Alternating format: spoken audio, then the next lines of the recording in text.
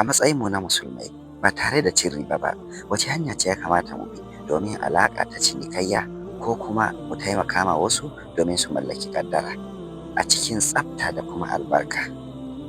Allah Maɗaukakin Sarki ya ce wa ahallallahu al-bai'a wa harrama riba. Allah ya halatta kasuwanci sannan ya haramta riba.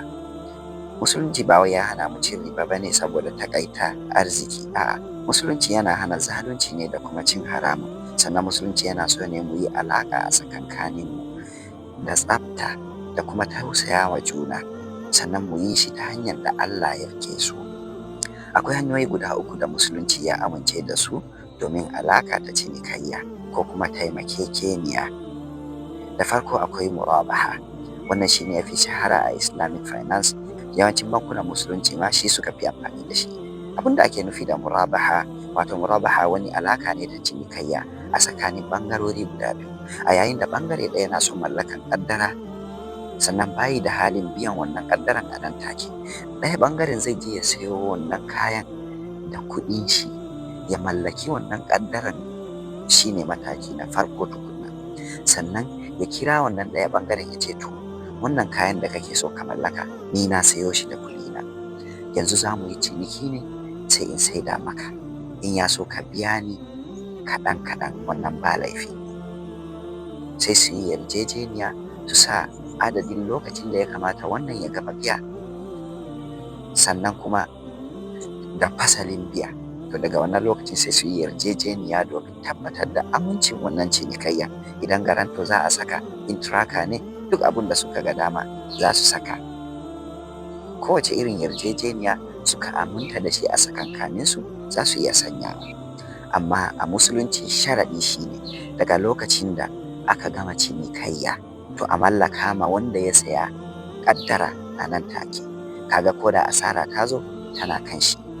Sannan hanya ta biyu akwai ijara. Abin da ake nufi da ijara shine haya.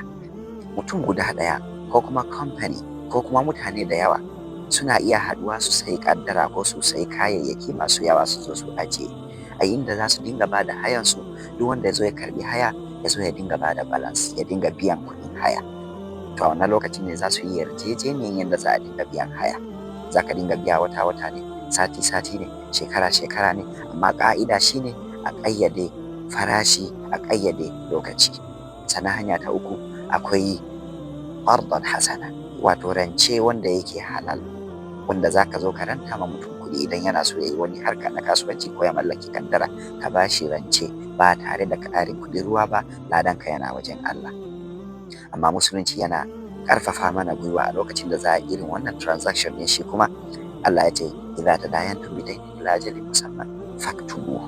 Idan za ku ba da bashi zuwa ga wani ƙayyadadden lokaci da kuka sani to ku rubuta shi.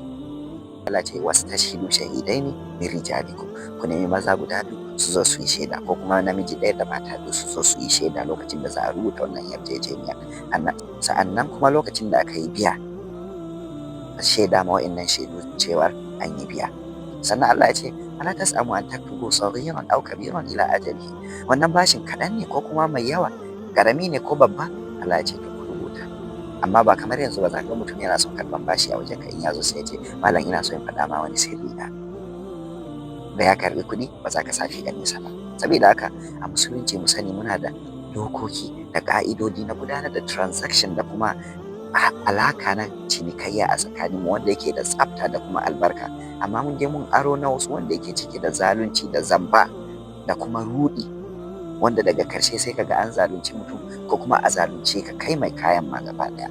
So musulunci in ya kawo wayannan dokokin ya kawo ne domin ya kare mana dukiyanmu, sannan kai wanda kake so ka mallaki kaya kuma ya kare ka kada a zalunce ka. Mu tuna a koda yaushe shi halal yana ɗauke da albarka da natsuwa da kuma takaita asara, amma shi kuma haram a koda yaushe za ka ga akwai zalunci a ciki, sa'annan kuma a koda yaushe asara tana iya biyo mu ta hanyoyin da ba mu yi tsammani ba. Da fatan Allah ya taimake mu. Wassalamu alaikum warahmatullahi.